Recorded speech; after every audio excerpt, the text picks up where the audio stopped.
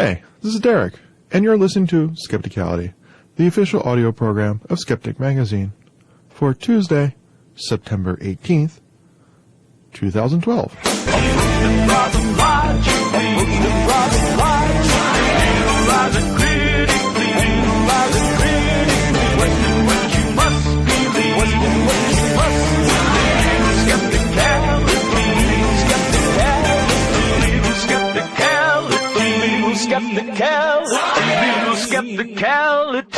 Skepticality. Science! Welcome back to an episode of Skepticality, the show that brings you news and interviews with critical thinkers and interesting people from all walks of life for the promotion of skepticism and science. Yes, you're getting back-to-back episodes this week. Our folks over at Monster Talk, they're out on travel. They're at a wedding. And since I got a lot of good feedback from people who enjoyed the discussion panel from DragonCon Skeptrack 2012 last week, I figured some of you might want to hear a bit more. So, right after Bob Carroll this week, you'll hear a panel entitled Attracting a Mix, Skeptics and Believers. The panel is moderated by Sharon Hill of Doubtful News. It also features our own Tim Farley, as well as Nicole Gugliucci.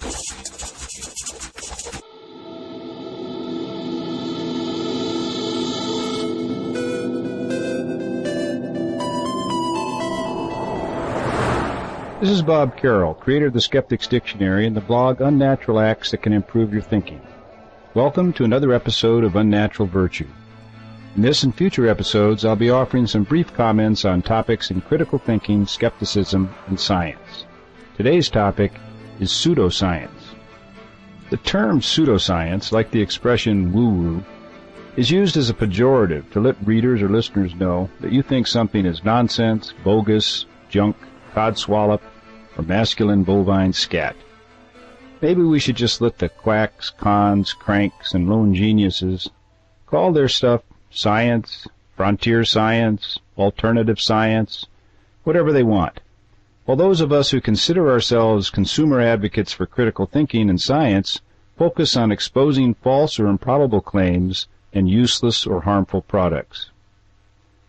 Debunking a pseudoscience without labeling it pseudoscience, junk science, pathological science, or any other pejorative may have advantages. Such labels are a turn-off for many people and an invitation for others to challenge one to a game of find the line of demarcation between science and non-science and junk science. Also, by avoiding labels, we leave open the possibility that the lone genius with the new weird idea might really have found the key to cold fusion, dark matter, or perfect sex. In any case, when something is labeled pseudoscience, skeptics understand that we're talking about beliefs or procedures posing or masquerading as science. The masquerade can take many forms. Some involve the misuse of scientific methods and technology. Some involve the use of technical-sounding jargon to give the appearance of being based on science. Some treat ancient legends as historical facts and create their own alternative realities.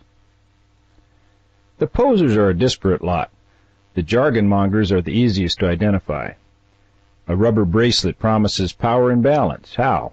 Performance technology that uses holograms embedded with frequencies that can react positively with your body's natural energy field. A little gizmo called the quantum cell offers superior cell phone protection because it grounds your nervous system into the Earth's electromagnetic field. Natural resonance is restored. Even bottled water can be gussied up to sound like scientists have created a new technology. A product called Real Water claims that it is the only alkalized, antioxidant, negative ionized bottled water with cellular hydration. Wow. And that's not all. It's produced with Real Water's proprietary E2 electron-energized technology.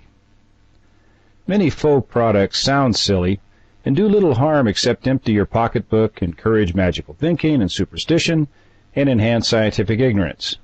Well, I guess that's a lot of damage, isn't it? Society benefits when skeptics challenge such claims as that fuel additives can realign gas molecules and magnets can realign blood cells, that cancer can be prevented or cured by supplements or herbs, that your diet should be determined by your blood type, that magic jewelry can give you power or prevent harm from radiation generated by Wi-Fi or cell phones, or that detoxification programs can rid you of poisons ingested daily in this polluted and corrupt world. It may seem like harmless fun when a group of adults, some of them police officers, stumble around in the dark looking for ghosts, but what kind of example are they setting? They're not doing real science. The electronic gizmos they have in their toolkits should be supplemented with some critical thinking and common sense. They never test various hypotheses to explain cold drafts or creaking noises. Real science doesn't set out to prove hypotheses, rather it tries to falsify them. At least the ghost chasers aren't likely to kill anyone as they pretend to be scientific investigators. The same can't be said for the long line of fellows who have sold dowsing devices to law enforcement agencies and military forces to help them locate Viet Cong tunnels during the Vietnam War, stowaways, people buried in rubble, or bombs in cars. We know that some people have died because of bomb detectors that can't detect anything except gullible procurement officers. Some faux products like the polygraph and the penile plethysmograph are widely used with good intentions, but they are as likely to lead to injustice as to justice. True, these devices might scare a few people into confessing their crimes, but they've also falsely identified people as liars and child molesters. No field is more rife with useless technological devices than so-called alternative medicine. Few purveyors of useless medical devices can match William Nelson for chutzpah. He falsely claimed to hold 8 doctorates and referred to himself in promotional material as a world-renowned scientist. He sold bogus energy medicine machines with names like the EPFX and the Quantum XXroid Consciousness Interface.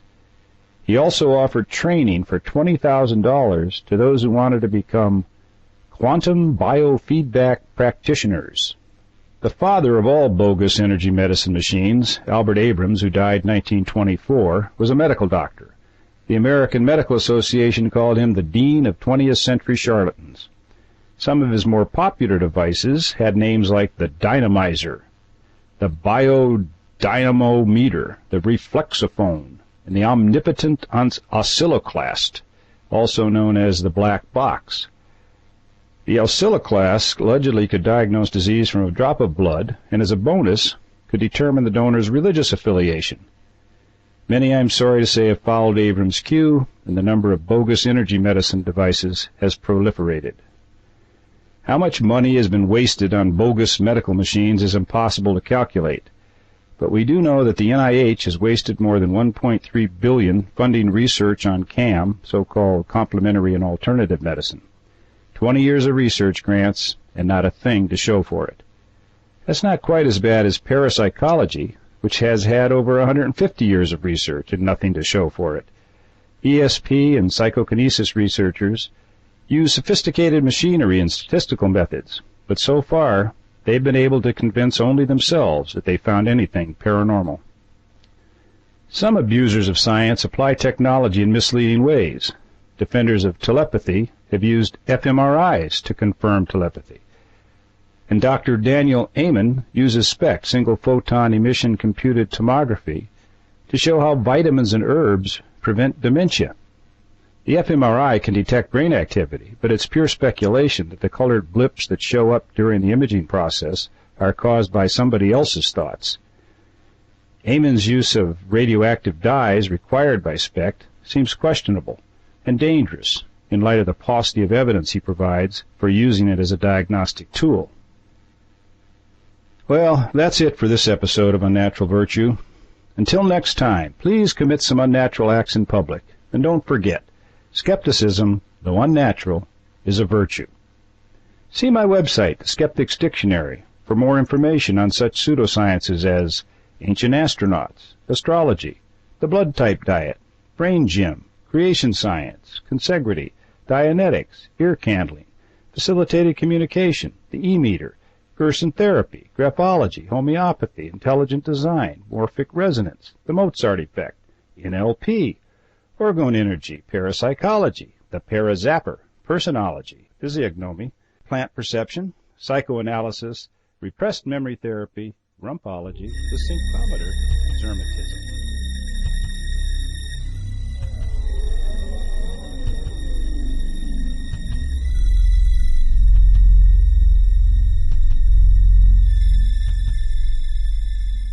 Okay, so I proposed this panel because I thought it was a good idea to discuss some of these issues. Tim and I had went back and forth on Twitter a couple times about it.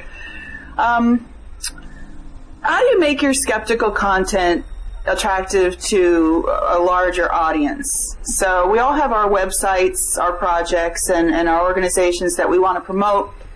We have this message that encourages critical thinking and the use of sound science, but so to be clear, none of us here are advocating an atheist message. We're talking about critical thinking. So we're particularly talking about, we aren't particularly talking about religious believers, although there's definitely going to be some overlap there, but when we discuss this topic. But I think many of the same concepts apply when we're talking about skeptical things. I've had some paranormal believers come onto my site. I run a website called Doubtful News, and I want to make it open to as broad of an audience as I can, because I'm trying to do an outreach message. And what can you do to not turn off those people who maybe don't really subscribe to your message, or they think they don't subscribe to your message? They think that they're your adversary, or that you are the enemy. So I have a couple sections for this. Like,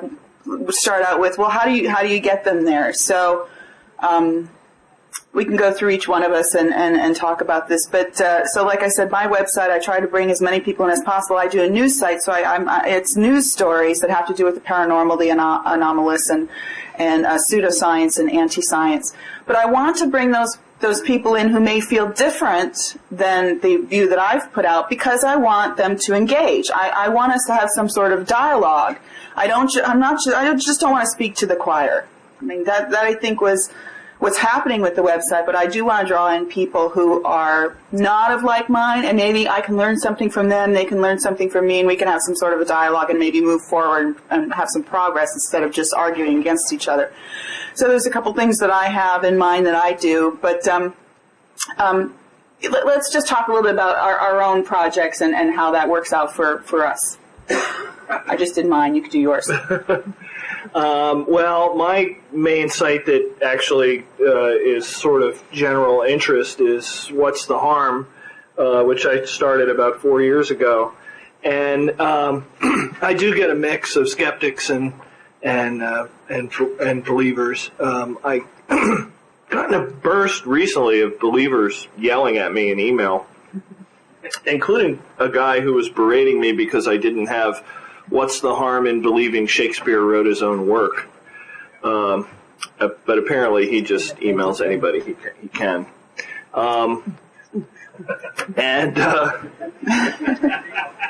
But yeah, it's an interesting thing, because you're challenging people's beliefs, and you have to be careful about how you do that. And so one of the things that I did with my site is try to just stick with the facts of the cases, and just make the site as simple as possible and not super opinionated, and make sure that I back up what I'm posting with links to real news stories and whatnot. So that was rule number one early on, was have sources for everything. But I've learned a bunch of things since then, and we'll talk about that as we go on. Why don't you talk about yours? Sure. So my primary focus right now is astronomy and citizen science, and so although skepticism isn't the main focus of that, I think of it as kind of a stealth skepticism, because I'm talking to people about, here's the cool science and here's the cool astronomy. So the project I work for is called CosmoQuest. Go check us out. It's awesome. We have NASA data you can play with. But I like introducing people to the methods of science and showing them how science works. In the lab, people who are doing this on a day-to-day basis, and for the citizen scientists who are helping us out. And so I don't like to differentiate between skeptics and believers in that work, because I think that's just, people are on some spectrum of skeptic and believer for different topics, and really I don't care what their beliefs are. I want to, show them this cool science, and introduce the methods of critical thinking along with that. But then I also blog for Skeptrack, and so that's more strictly or more obviously like, hey, we're talking about skepticism, but I like to bring the same tone to my posts whenever I do finally have time to write posts, in that, like, I don't want it to be, here's skeptics, here's believers, here's the difference, but here's the science and here's what's going on, and what we can all bring to it. I think the main thing that struck me was, do you use the word skeptic? It's got certain connotations, easily and most often misunderstood by the general public as something that it's not. And do you use that word or not? I try to stay away from it as much as possible, not because I don't like it, but just because of that misconnotation that people have about it. And like I said, trying to bring in other people. I want them to focus on the content or the topic and not necessarily the viewpoint that I'm taking. So what's your feeling about use of the word skeptic in anything you do, maybe even just talking to people? Yeah, I mean, it's kind of hard to avoid it in certain contexts because you have to have a name to, and we always get into the discussion about how no one ever gets to pick their own nickname. So, we're kind of, whether we like it or not, skeptic is the term that, applies to what we do. And I don't think we're going to change that. But yeah, I deliberately did not put skeptic on the site. You could probably find the word skeptic on What's the Harm somewhere, because I do have some pages where I link to other resources, and those are on skeptic sites. But one of the things is just the practicality. Even if you love the word skeptic and want to use it on your site, there's just the practicality of trying to find a name, like a domain name that's not already registered, and differentiate your site from the other sites out there. It seems like there's so many sites that are skeptic this, skeptic that, skepti-teacher, skepti-bet, skepti, whatever, and it becomes confusing even to the folks that are invested in skeptic. So it's good to have a different name like Doubtful News, and What's the Harm just kind of popped out naturally when I was thinking about the topic area of it, because that's the way people think about it. And there was a what'stheharm.com, which is some guy's personal site, and my phone really likes to forget that it's supposed to be silent. But what'stheharm.net was available, and so you just repeat it enough, what'stheharm.net, and people learn to go to the right place. Yeah. And, you do your homework and find a memorable name, and if you build your site correctly, like if you Google What's the Harm or harm in any of the topics that I have, I come up pretty close to the top in the listings in Google. I like using the word skeptical instead of skeptic. Skeptic as a label. There's the capital S and the little s, and again, like the whole branding argument. But I like to say, somewhere on the page that I am skeptically curious of things, pointing out, again, that skepticism is more of this spectrum of belief to non-belief, and the process of critical thinking and the way you look at things and the way you hold your own beliefs and opinions. So as an adjective, awesome. As a noun, I don't use it as much. Okay. What about things like keywords and, how do you get anybody to a website? If you have a blog or something, are you using certain keywords? Are you focusing on, the original content and marketing, networking? I've had good success with networking, trying to reach networks of people who are, paranormalists, or, befriending other people, or talking to people who have followers already, significant followers already. That, I think, is important to get those people to like your content and promote it as well. But keywords, I try to do keywords as best I can, SEO type things, and website design to try to maximize that impact of getting people in on a search result. Right. Or something like that. Yeah, there's certain tools, and I cover this stuff on my Skeptical Software Tools blog. There's this thing called SEO, search engine optimization, where people try to do certain technical things, and there's a lot of kind of snake oil that people sell you. There's even a site called SEO Skeptic, where the guy kind of debunks some of the stuff, because it's a lot of guesswork, because you're trying to guess what Google is doing behind the scenes, and they don't want you to know because they don't want people to game the system. So they keep kind of some of their techniques secret. But the basic stuff about SEO in terms of having good titles for your articles, having your URLs work a certain way, laying out your page a certain way, using keywords. And the key is finding keywords and terms that the people that you're trying to reach will use when they're searching for stuff. And that can be difficult. You can kind of guess, but often what you're trying to do is counteract some piece of misinformation. So if you can figure out what the terminology is that people use on those sites, then try to use those terms somewhere in your article so that you'll show up in the same searches and hopefully people will find you.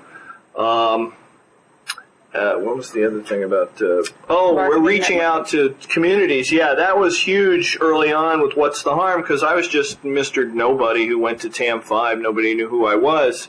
So I made a big effort early on, and I still do. I don't have a lot of time to go around to blogs all the time and comment, but I do go to the various forums and whatnot and occasionally comment, or if somebody posts on something that I have a piece of information to add to, I do that, and I make sure I leave a link to my website or to What's the Harm. And I have an avatar that I use online that has the What's the Harm logo incorporated into it. So you have to do those things to constantly remind people that you've got this thing out here so that they will remember to come see it. So I've got a Twitter feed, and I post on Facebook. I try to post like one story a day, and I go and try to reach out to the sites where I know people might be interested and mention What's the Harm when I can. I read Tim Farley's blog for tips on how to do SEO. Yeah. That's a good resource. No, I have not been nearly as consistent, but I blame my dissertation for that. Yeah, so. You're allowed. As some examples, I think, that are good at attracting a mix are, I think, bad astronomy. I think people come for the science and they get their skepticism in there. That's how they got me. I think Skeptoid works well in drawing people of interest in a huge range of topics, and then they maybe will listen to the other episodes. Penn and Teller are really popular because they're reaching out to an audience who want to be entertained, but they may be learning something new. Brian Brushwood, who I've been watching all weekend, is fantastic at speaking directly, in person to audiences, but also not selling skepticism straight out, but doing cool tricks. Mm-hmm. And I've also had really good success with crossover sites. I have a couple of friends who used to be paranormal believers who are now skeptics, but they still have that audience of their paranormal friends and may listen to their podcasts and their radio shows and look at their blogs. So I went on there and volunteered some of my work for them and did interviews and such, and now have paranormal believers that will follow me on Twitter and will have decent discussions. So I think that was a nifty way of getting into a different audience and having a meaningful discussion, and that's been really rewarding for me to see that other side. Well, I can think about my own path from believer to skeptic on a lot of things. I was big into UFOs when I was in high school, right? And it was a combination of things over time. It was being interested in science, and I first had I had the internet when I was 13, and I'm like, oh my gosh, there's all these other websites about these UFO sightings, and this must be a big deal. And then, between that and my science background that I was building up, realizing, putting together the pieces and not even so much seeing skeptical websites, but just kind of getting disinterested with the believer websites, and then coming across Demon Haunted World, and then coming across Phil's site. Like you said, I went for the astronomy and ended up staying with the skepticism. And so I think about my own path when I think about what resources and what approaches to use. That's good. So how to keep them there? Once you have people at your site, how to keep them there and not turn them off? I think you start your site with a goal. You want to stick to your goal. You don't want to drift. And that's been important, that I try to frame my posts in a certain way with a certain tone. I mess up all the time, and I have people tell me, I don't like the way you presented that. You sound like you're a cynical skeptic. Well, for some topics, I can't help but take a really hard line, and it's hard to be on the side of being constantly neutral and just presenting the facts and also injecting some of your own personal feelings, because if you're a skeptical activist, you want to put out that information that may change people's mind. And sometimes I get really angry and people get mad because I'm not I don't believe in homeopathy, and I'm vehemently against anti-vax propaganda campaigns, and I get pushback from that. But there's a certain point where you have to take a stand, there's a certain point where you have to be neutral, but I'm trying to remain polite and stick to the facts and the claims. But I leave people that open door to come in with any information that they want to share with me, any opinions, as long as they remain polite. I'm happy to leave that up there. So I think, no name calling. I use moderation on the site. I use rules of civility and charity, and that's what I want the site to be. I want it to be a place where everybody's on common ground and we can have a decent discussion. But that's the way I think to keep people there and maybe to bring new people in, knowing that it's a safe place for them to have this discussion, even if they disagree. Right. It's always hard, if you've been doing skepticism for a long time, to avoid getting, you forget that you've seen hundreds of these stories or whatever it is that you're dealing with. It's like, the 56th time that a chiropractor has accidentally given someone a stroke or something like that. And you get fed up at some point, and it's like, man, when is this going to stop? But you got to remember that the person coming into your site and reading the story, this might be the very first time they've ever heard of this. And so they might not understand why you're so angry about it. One of the things I see a lot of sites making the mistake of doing is using a lot of jargon and not defining it. I find that a turnoff. Sometimes there's jargon that I don't know. There's a couple of skeptic blogs I've gone to recently where they were using, 3-letter acronyms for things, and I didn't know what the heck they were talking about. And it's like, this is the web. We've got this thing called a hyperlink. The first time you use something, you don't have to stop and explain it. Just put a hyperlink on the first time you use it to, the Wikipedia page or whatever it is. And I try to be very diligent about that because, we, as skeptics, we all know these things like placebo effect and da-da-da-da. But you never know, that post might be the one where that's the very first time the person's ever heard the word placebo. So you got to give them a chance to find out about it before you rant off about, it's the placebo effect again. Oh, this is terrible. And they go, placebo? What? I haven't heard about that. So.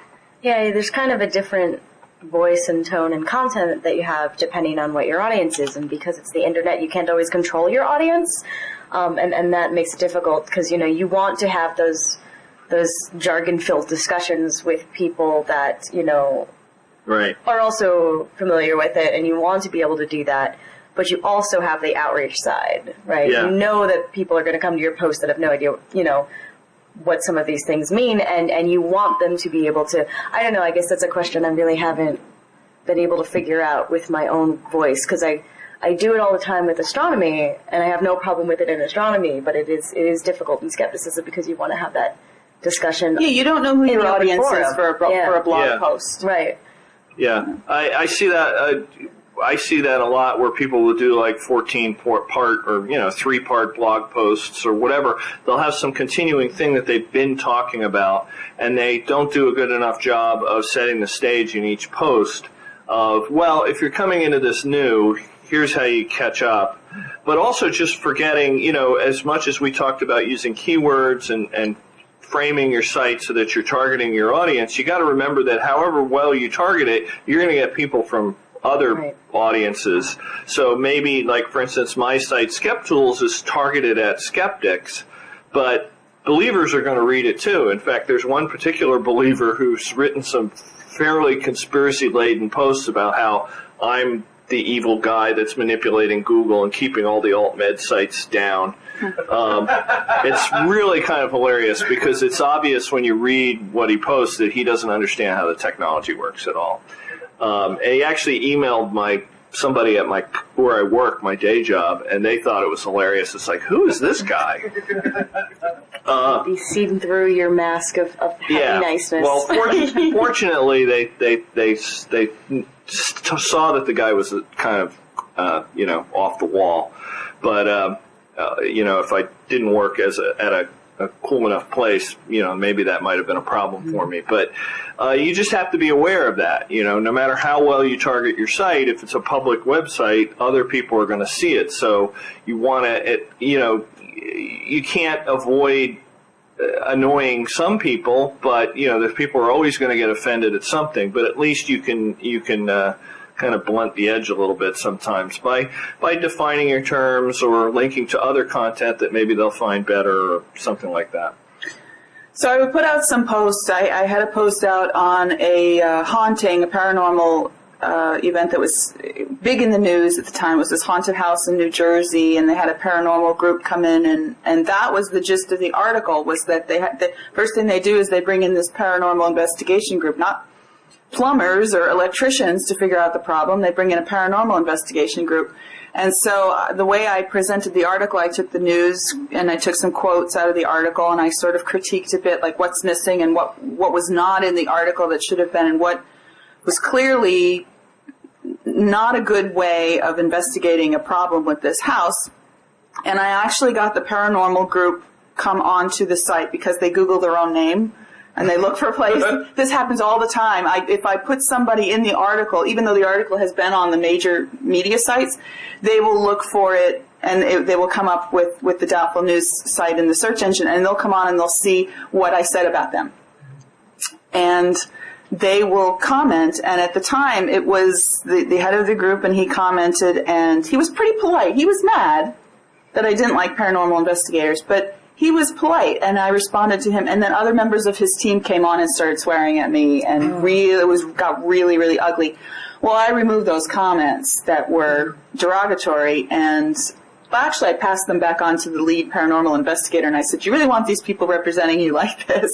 And he said no, and he kicked them out. But it did actually. Well, it got really ugly. I mean, to the point where people were making really lewd suggestions and stuff like that. So. But it ended up having a decent discussion with the paranormal investigator, and I think we left on good terms. And that's happened before. It happened with a UFO believer. I didn't agree at all with his idea that UFOs are spying on our nuclear facilities. I thought that was crazy.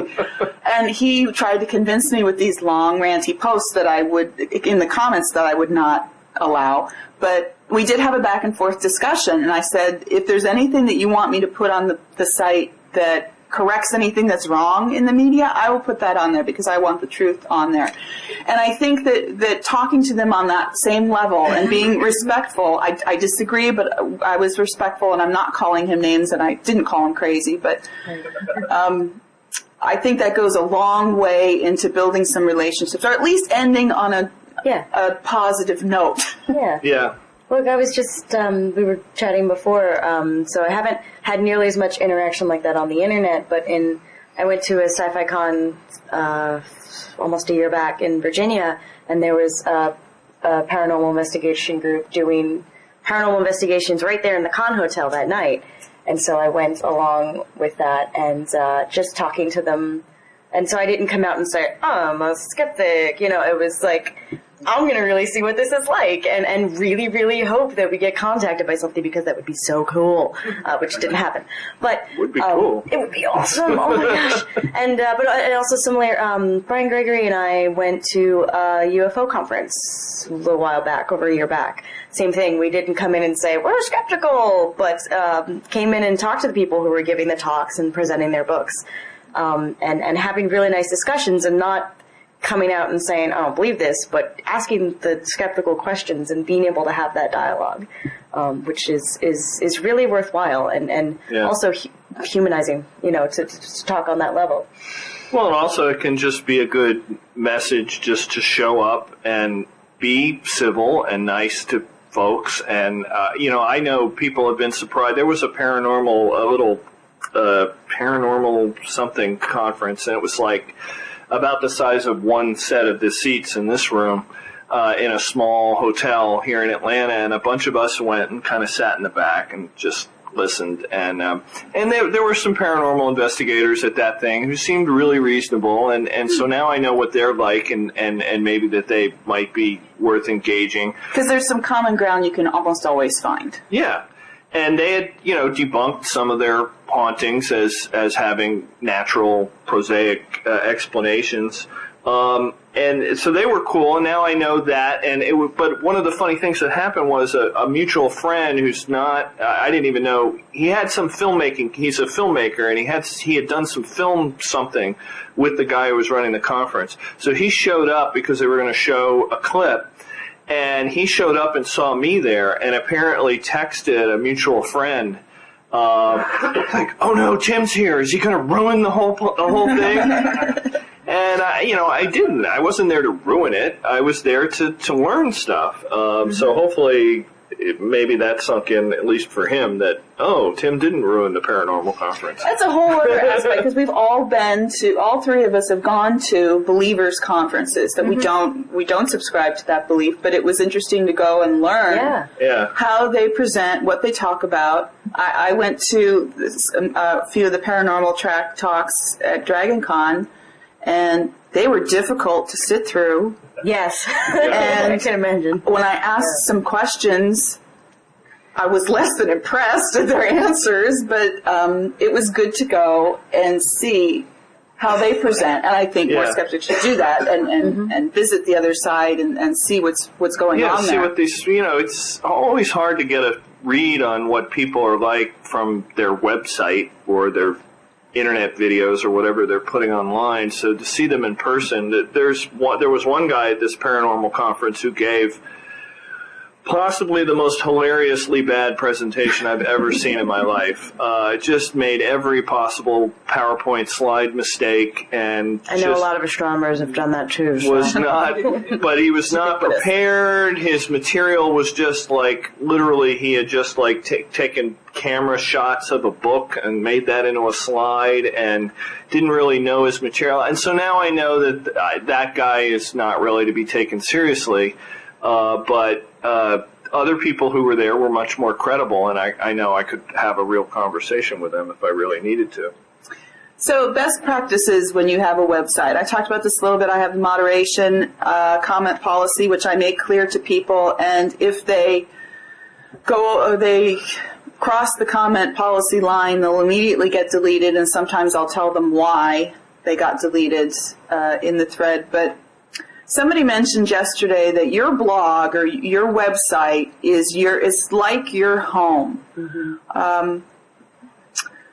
You don't allow people to come in and yell at you and tell you you're a jerk and find that acceptable. So I do make a policy of saying this is not a free-for-all, it's not a forum, this is my place, mm-hmm. and I'm going to control what is said here. I don't block dissenters, although people tell me, once I block them that I'm, free speech and all this crap. But it's my place, and I want to control the content, and I want that discussion, but you have to be civil and you have to abide by some basic rules. And I think that is the key to having a quality website that doesn't go completely off the rails and turn into some, comment wrestling match or whatever. Yeah, I totally agree. There's this weird, and I don't understand it at all, but this kind of weird extreme freedom attitude in some circles on the internet where you have to allow everyone to say anything they want, or else you're censoring them. And I just don't buy that at all. It's like your house. If someone wants to talk on the internet, there's lots of places to do it, right? So if you are deleting a comment because the person's being rude or vulgar or whatever, you are not censoring them in any real definition of that word. You are maintaining the order of your website, and they can certainly go somewhere else. There's lots of other places they could post that same post. So I'm a big believer in comment moderation, and there's a lot of ways you can do it. Like on the software that I use on SkepTools, when people haven't posted before, it goes in a queue. But once they've posted a few times, it lets them post. So it's fairly, and the comment level is fairly low on my site, so it's not a huge deal. A little bit of delay in getting it posted, but I think it makes it a good welcoming place. And one of the things you have to remember is that it's true in talk radio, it's true on blogs, it's true in so many media that the people that you see in the comments, the people that you hear calling on talk radio, if anybody listens to talk radio anymore, I guess it still exists, are a tiny, tiny percentage of the people who are actually listening to that content. Mm-hmm. Anybody will tell you, if you look at your blog stats, thousands of people are reading the blog post and like 18 will comment at the bottom. So you're seeing a tiny, tiny slice of who is interacting with that content, and it's not necessarily a representative slice. Mm-hmm. So you have to be careful that it doesn't become, that it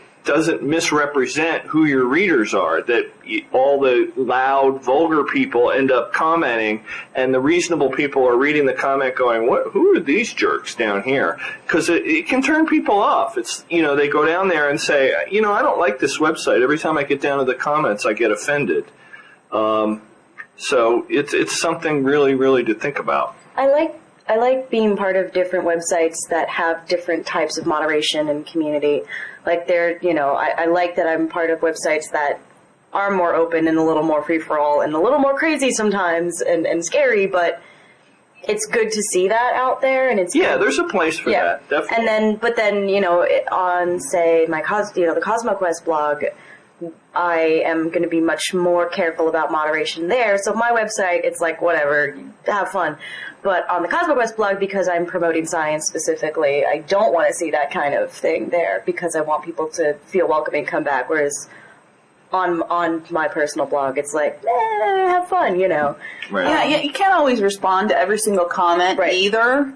And I originally it was easier, when there's just a few comments, but when they're coming in all the time, you really can't reply to all of them. Mm-hmm. Some of them I feel like would make a good discussion, and I will reply to them and try to continue that discussion. I think it could go somewhere.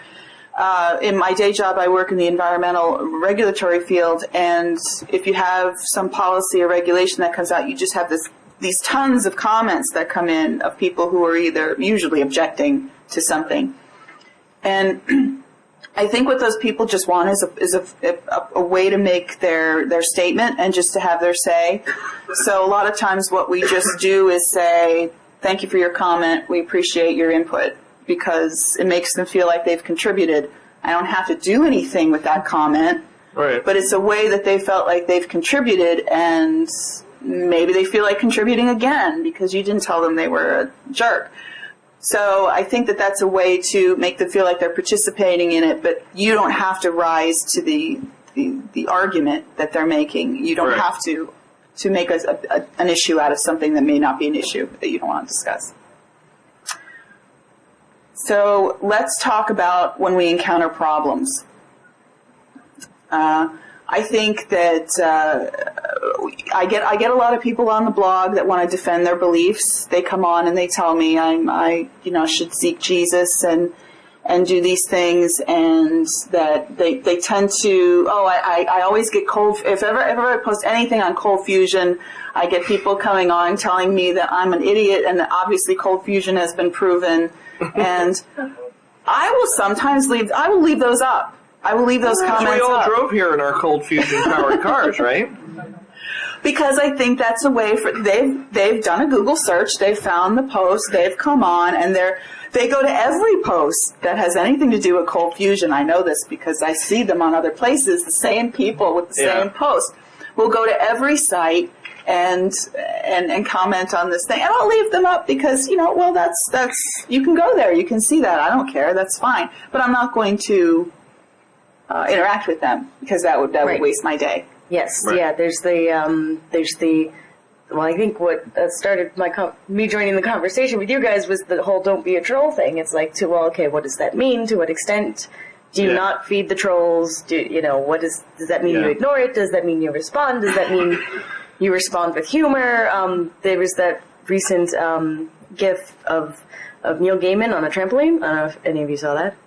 And it says your argument is wrong because Neil Gaiman on a trampoline. And when I see and lately I've gotten some really ranty comments about things in astronomy, not even skepticism.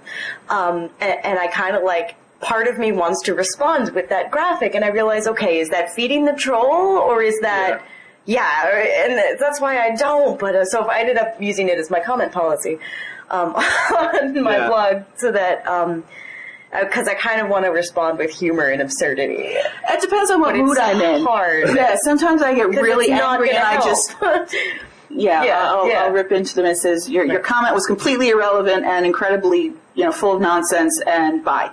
And I will shut them off. And they'll respond afterwards, but it won't appear. Yeah. Right. And that actually, I've had some people who have come on and either gone on Facebook and messaged me or sent comments or emails that have been extremely mean. Mm-hmm.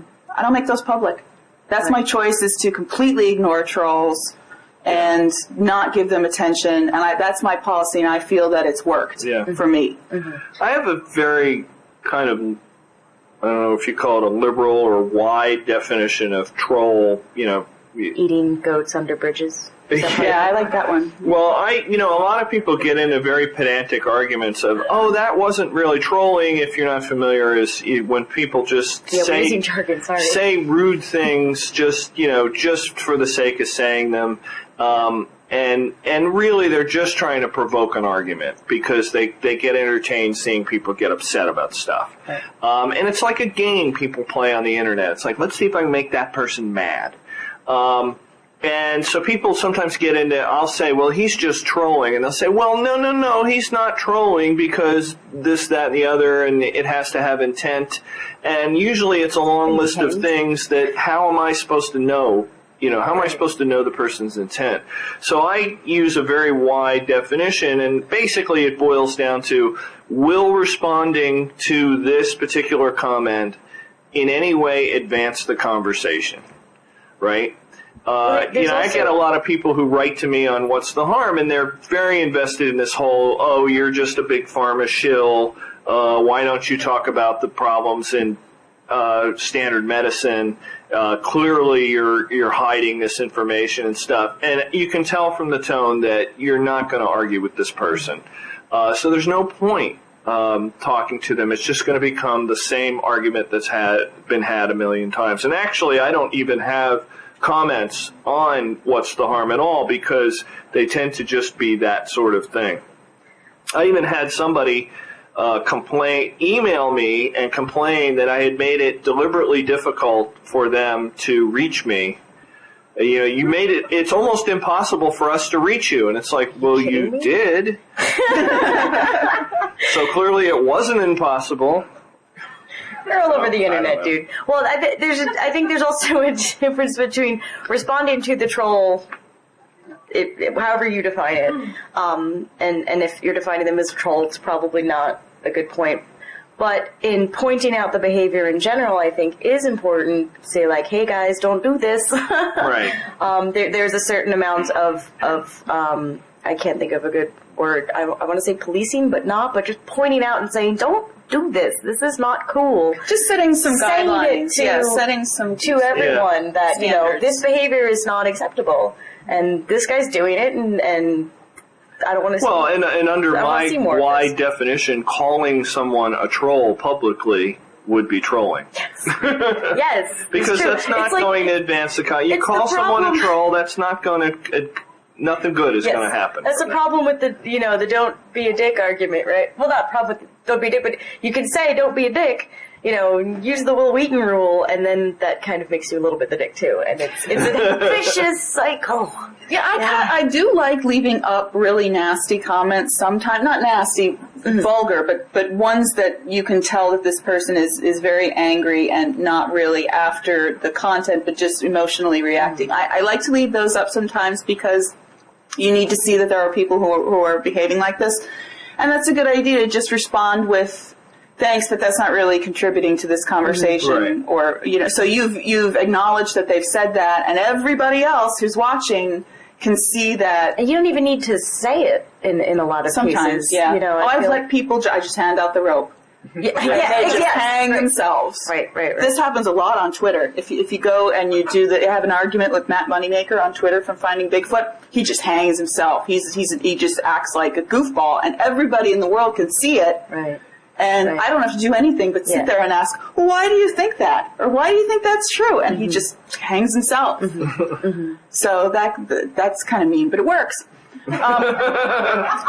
The other kind of tricky thing that I can do is if I don't have a lot of time to respond to people who don't like the story or don't like the way that I've presented it, is I will tweet. I'm having a lot of commenters have on this site, and I will have other people come and look out of curiosity and come and put their own comments in. So I have this discussion going on by pulling in my friends. I did exactly that a couple of weeks ago. This was someone who was ranting about this astronomy thing we were doing and how we're wasting, I don't know.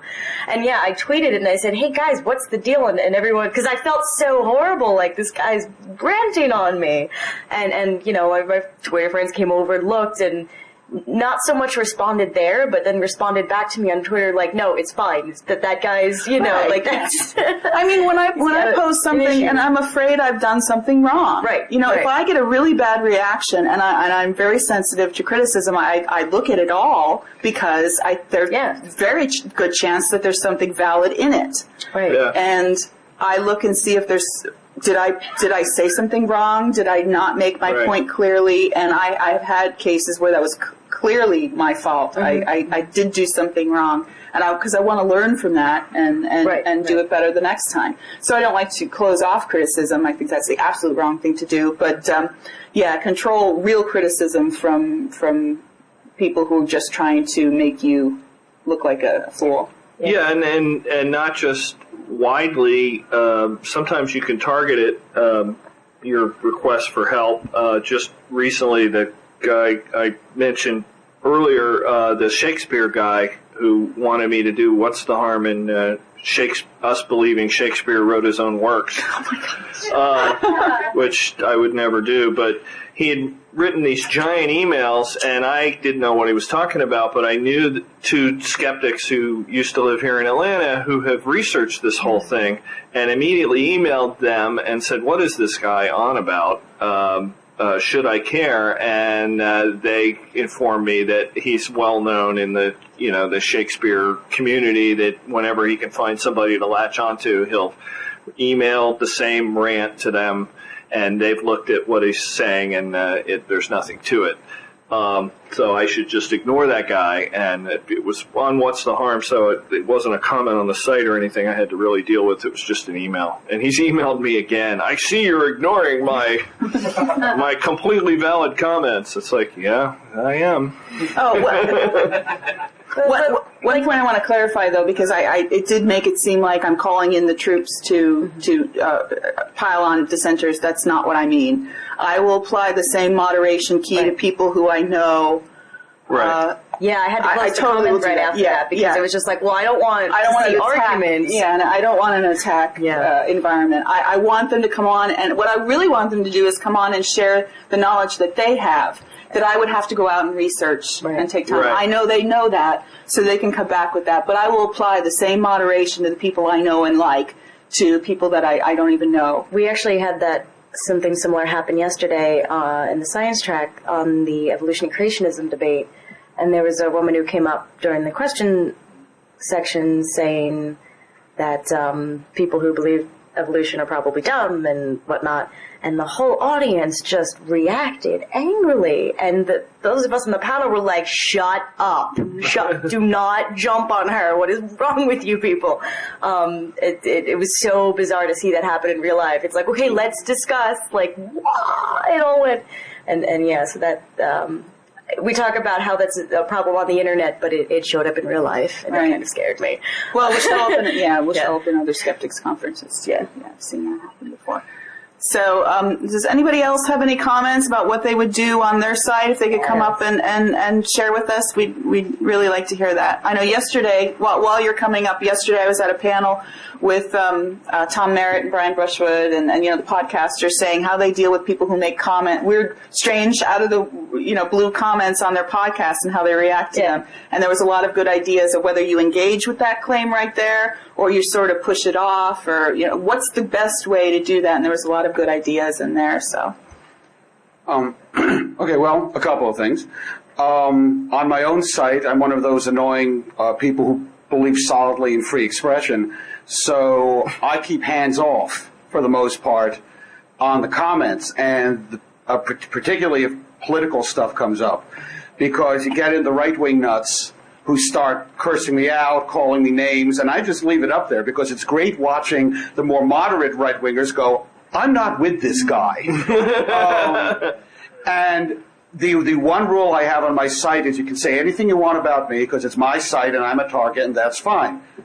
You shut up about my wife and family. Right. That's the line you don't cross. Mm-hmm. And one guy actually decided, well, he was going to show how tough he was, and basically started saying, wow, what an idiot your wife must have been to marry you. Now, I've said that myself on occasion, inwardly, not to her, like, what were you thinking, marrying me, I say that. But at any rate, and I gave him a warning. I said, okay, you've crossed the line. And he keeps at it, so we disemboweled him. Mm-hmm. Which essentially is a very simple programming thing, which you just knock all the vowels out of his messages. Oh my gosh! Oh, it's terrific. And people you've done that to, they post these huge rants, and it's hysterical. Right. Because all the vowels are gone. And if you really want to go to the effort of reading what this guy is saying, knock yourself out. Mm-hmm. But basically, I tend to keep hands off with that because, if nothing else, the more angry and vicious they get, the worse they make themselves look. Right. I don't care what they say about me. I've got a thick enough skin. Right, but that's your policy. But that's my that policy. Works for you. Yeah, exactly. In terms of skepticism, and this will take a moment, so I apologize, but hopefully it's interesting. 30 years ago, I was working on writing a novel about a character who was genuinely psychic. And I wanted to do a sequence of tests where he's subjected to double-blind tests to figure out if he's really psychic or not. And I had no idea how to go about it. And I managed to get in touch with James Randi, which since it was prior to the internet, not a bad feat. And he offered to come to my place of business in New York City, where I was working for a publishing house, and sit down and explain to me the kind of tests that could be done to nail this down. Which he did, and the book never sold, although in my defense it was because it sucked. But the parts where the tests were rock solid. I admire your sense of self-criticism. It was a book. It sucked. What are you going to do? At least it wasn't published, and people went, it sucked. And before he left, he said, I'm going to show you a small miracle. And he had me, it's a book publisher, so he had lots of books around. He had me pull a book at random off a shelf, flip to a random page, go to a random sentence, and think of a word on that sentence. And I did that, and he's standing there with a pad of paper, and he basically just starts doing some sketches, and then he says, okay, what was the word? And I told him, I think it was staircase. And he turns the pad around immediately, the word staircase is on the pad. And I'm just blown away by this. And at the lunchroom, later that day, people were asking me who was that white bearded guy, and I explained it, and I told them the trick he had done.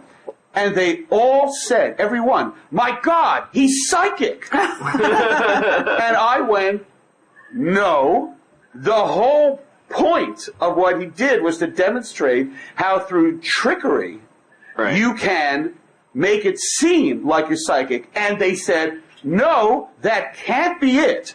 It has to be that he's really psychic, and he's just saying that to make you think he's not. Yeah, because they said that's the only explanation. It's the simplest explanation. And somewhere I imagined that Akka was taking his razor and opening his throat.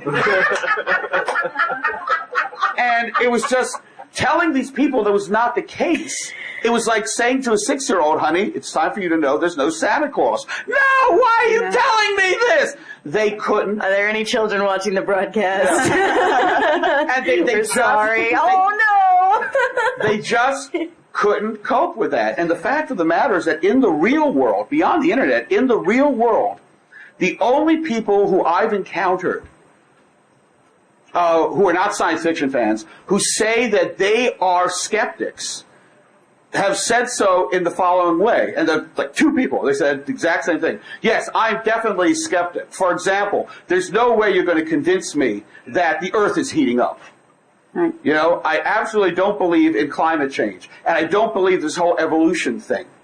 You know, that to them was the definition of skepticism. So I'm kind of curious how you get the point across to people, whether it's in the real world or online, if they absolutely don't want to believe.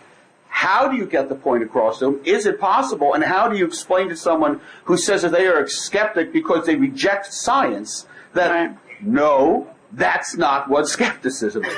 Yeah. Oh my God, we could have a whole panel on that. Yeah, you really could. All you're going to have to do is in 3.5 minutes. Yeah, we got about 6 minutes, but yeah, some people are lost causes. 6 minutes? I'm sorry. No. Yeah, we have a little clock thingy. Yeah, some people are lost causes. I don't waste my time. Yeah, it's hard. I did a post one time about just trying to explain skepticism to people, and one of the parts of that was trying to avoid, in your initial talking to someone, trying to avoid examples, because you might stumble on something like that, that is their particular grudge, and turn them off before you have a chance to explain what you're talking about. And I think in the case of like a website, it's important to stay focused on your topic. So like if you're talking about alt-med, don't make an offhand comment about climate change on your alt-med site, because that's just going to derail the conversation and it might turn some people off. You're not about climate change. Let the guy who does the climate change site talk about that. Because you might lose somebody in the middle of making a completely different point. They might say, oh, this guy believes in climate change. Well, he's completely full of crap, and leave your site and never come back. So you have to be careful about that and pick your battles and stay focused on what you're doing and let other people. There's plenty of other websites that are doing all the other topics. You don't have to do everything on one website. That's kind of a mistake I made in retrospect with What's the Harm, is I really cover way too many topics on What's the Harm. And if I do like an evolution story, I will have people come on and accuse me of the atheist view and stuff, and I don't even go there, because I'm advocating the view of science, not anti-religion. Right. And I think again, I think back to my own experience being a total UFO believer and a total ghost believer, and I like to think I changed my own mind, that no one changed it for me, and I think we all do. And I think that's part of how our brain works. So you're not going to change that person's mind, but you can introduce some new information, and over time they're going to process that and think about it and maybe change their mind. And I think that's the best we can hope for, not to be like pessimistic or anything, but I think that's the best we can hope for, and I think that's the best way to like I just want to put that information out there, and the person who's interested will seek it out, and they need to do that on their own terms. Right, because that's what it took. I'm not going to twist their arm and force them to do that. We only have about 4 minutes, so if you could be super quick. I just want to offer a perspective of somebody who has who's tried to who's considered making a comment on a site where the comments aren't moderated, and there were 800 comments. If you think nobody's going to read what you have to say, it can be very frustrating, because I wasn't actually a troll, but I also wasn't a cheerleader. I had something constructive to improve, that I thought could improve. That was worth considering, and there was all this, noise. That's a really good point. I won't comment on a site that has 800 comments on it usually. I feel like I get lost. I feel like once the comments have gotten that far down, who's really scrolling to page 19 of the comments at that point? And if you actually look, I forget who did it, but somebody there was some giant argument going on in the blogs, and somebody was talking about, oh, the entire community is involved in this argument, and someone actually sat down and went down some of these long comment threads and like made a list of the names. And it's like, yeah, there's 800 comments, but it's only 22 people that we're actually talking. It's a discussion. It's not so much 800. It's not a crowd. Yeah. But and I think really quickly, it's about if you have a website, creating the kind of community that you want it to be, and that could be different. You can have several different websites that do different things, and then finding the websites that have that type of community that you want. And so it's good that there's a then your audience feels good about coming back. Yes. Yeah. They know what to expect. There's actually been some scientific studies of that, of the numbers of commenters, and it's very, very lopsided in terms of the volume of comments versus how many people are commenting, and that's true for forums too. Isn't it like a 1% rule or something like that? It's close. I don't remember the numbers exactly. I think it's closer to like 5%. Okay. 80% of the. So some people have the personality where they're just going to want to go on and engage. I want the last word too. All right, go ahead. I was thinking about the previous comment. And the concept of approaching evidence as opposed to conclusions. And it got me thinking about where your searches are coming from, especially after yesterday, how people finding your site through these searches. And there's a lot of searches for people are clearly looking for evidence to support what they already think. Right. And I'm wondering if you can speak a little bit to trying to manage the content a little bit to draw those people in, that you might be able to give them information as opposed to just shutting down they're going to find a conclusion that disagrees with their conclusion. They're not going to read it. Whereas if you approach it from evidence, the way we do science, we talk about the evidence. We don't really talk about the conclusion. We talk about tying things together and so forth, as opposed to just shutting them down, getting them to actually read it and find you. Yeah, one of the big deals on my website is because it's a news site and people will Google those topics. And the goal was to have them come to the website and see maybe a more critical view of the article that came out in the regular media. I'm hoping that's what happens, and then they could have this discussion about maybe what's wrong with the claim that there was this UFO sighting or the latest Loch Ness monster picture was real or fake. And I want them to be able to have that as a resource, as another viewpoint. But I think it's really hard. But I do get people that come in with the opposite viewpoint. I think that's good. Maybe I planted that seed. That's my goal. That's all I can do. Yeah, I need to do a better job of that with What's the Harm, and I'm kind of in the middle of revamping it. One of the mistakes I made was it's a long story, but technical stuff about how I built the site. I really can only post a tiny little blob of text under each story, and some of the stories really merit a lot more material. So I'm revamping it so that essentially each person or each story, each victim, can be their own page, and that will give me the opportunity to fine-tune it better that way, so that if someone is searching for, what are homeopathic side effects, maybe they might hit my harm page and maybe learn something from that. But one of the keys that I always made a very hard rule was I don't post. I've had people send me stories about that happened to their sister or whatever, and if I don't have something I can link to, or at least something I can write a bibliography thing of, I can't link to it, it's not on the web, but it did appear in the New York Times in 1940, and here's the thing, I'm not going to post it, so that I can at least say, hey, look, there was a news story on this. I do have evidence behind it. Yeah, that's the difference between skeptical sites, I think, is we do use references a heck of a lot more than other. And I try to do that, and I try to point people to references, and I use very high-quality websites to post references from. So they could go there and they could see the evidence. I'm just not pulling this out of the air. I'm thinking one site that does this really well in talking about the evidence rather than just presenting the conclusion is Science-Based Medicine. I use them all the time. Yeah. As reference. That's probably my favorite website. Yes. Yep. I think there's a Google search that just at skeptical websites. Excellent and Google believer search. websites separately that I use that all the time. Farley has created for us. Well, thanks everybody for coming. I think this is a productive discussion. Thanks, Nicole. Thanks, Tim. Thanks. Bye.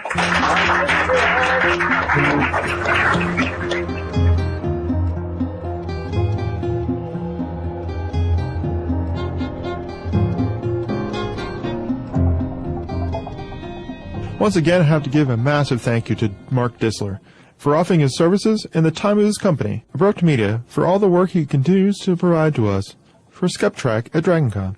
Remember to keep your eye on the video links section of the Skeptictrack website.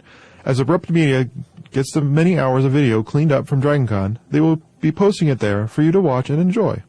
As always, please head over to Skepticality's website, where you can find the links to the things you hear here on the show, and check out the different ways you can help support the show so we can keep providing everybody out there with our brand of scientific and skeptical outreach. Our next episode will be back to our normal format in just 2 weeks. Hungry for more skepticism? Want to learn the truth about the scientific controversies of our time? Then subscribe to Skeptic, the quarterly magazine Stephen Jay Gould called the best journal in the field. To subscribe, visit skeptic.com today.